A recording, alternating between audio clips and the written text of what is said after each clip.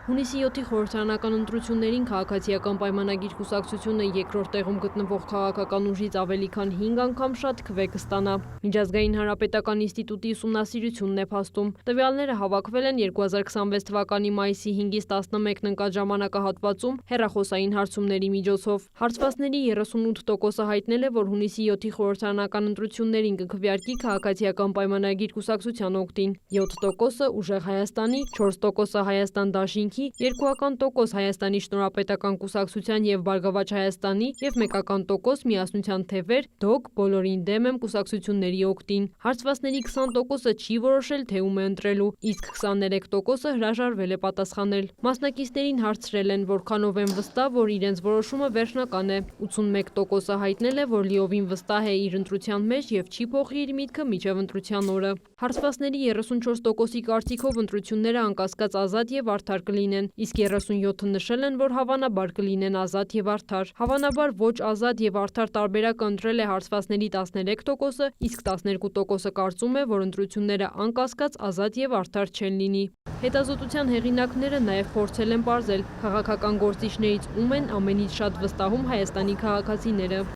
Հարցման արդյունքներով առաջին տեղում Նիկոլ Փաշինյանն է 29% ձայնով, Սամվել Կարապետյանը 8%-ով երկրորդ տեղում է, երրորդ տեղում Արարատ Միրզոյանն է 5% ձայնով, չորրորդ տեղում Ռոբերտ Քոչարյանը 4%-ով, հաջորդիվ Գագիկ Ծառուկյանը, Ալեն Սիմոնյանը, Արամ Սարգսյանն են, երեք գործիչներն էլ ունեն հարցվածների 3%-ի վստահությունը, Գուրգեն Սիմոնյանին ու Արման Թաթոյանին էլ վստահում են քաղաքացիների 2%-ը։ Հարցման մասնակիցների 40%-ը հայտնել է, որ չի վստահում ոչ ոքի, իսկ 13%-ը չգիտի կամ հրաժարվել է պատասխանել։ Հարցվածների 61%-ը կարծում է, որ Հայաստանն ընդհանուր առմամբ շարժվում է ճիշտ ուղղությամբ։ Այս ցուցանիշը փետրվարի համեմատ աճել է 14%-ով, որն է եղել կառավարության ամենամեծ ձեռքբերումը վերջին 6 ամիսների ընթացքում։ Առաջին եռյակում են համընդհանուր առողջապահական ապահովագրության համակարգի ստեղծումը, անվտանգության, խաղաղության ապահովումը, կենսաթոշակների աճը։ Մասնակիցներին հարցրել են, որոնք են Հայաստանի առջև ծառացած հիմնական խնդիրները։ Հարցվածների 17%-ը որպես Հայաստանի առջև ծառացած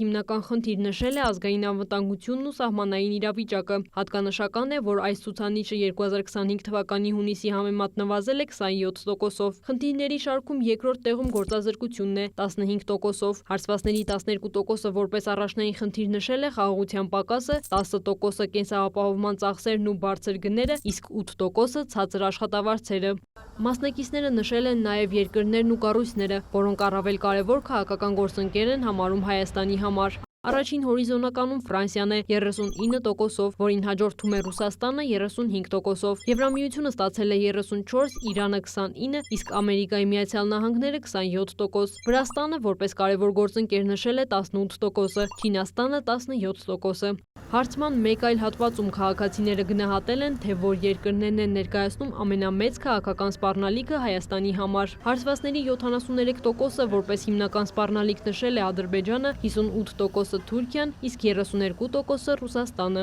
Ինչ վերաբերում է արտաքին քաղաքականության նախընտրելի ուղղությանը, ապա հարցվածների 36%-ը կողմ է այն մոտեցմանը, որ Հայաստանը պետք է լինի արևմտամետ, սակայն միաժամանակ պահպանի հարաբերությունները Ռուսաստանի հետ։ 19%-ը նախընտրում է միայն եվրոպական և արևմտյան ուղղությունը, 21%-ը ռուսամետ քաղաքականություն, միաժամանակ պահպանելով կապերը արևմուտքի հետ, իսկ 6%-ը կողմ է բացառապես ռուսամետ արտաքին քաղաքականությանը։ Դուք դեմ եք, թե աջակցում եք Հայաստանի հնարավոր անդամակցությանը Եվրոպական միությանը։ Հարցին հարցվածների 38%-ը նշել է, որ լիովին աջակցում է Հայաստանի ԵՄ-ին անդամակցելու հնարավորությանը, 37%-ը հայտնել է, որ մասամբ է աջակցում այդ գաղափարին, 11%-ը մասամբ դեմ է, իսկ 9%-ը կտրականապես դեմ է։ Վստահության ամենաբարձր մակարդակն ունեցող կառույցների եռյակն այս տեսքն ունի՝ զինված ուժեր, մարզպետարաններ, ոստիկանություն։ Զինված ուժերի աշխատանքից լիովին գոհ է հարցվածների 49%-ը, ավելի շուտ գոհ է 28%-ը։ Ստացվում է 77%-ը դրական է գնահատում զինված ուժերի գործունեությունը։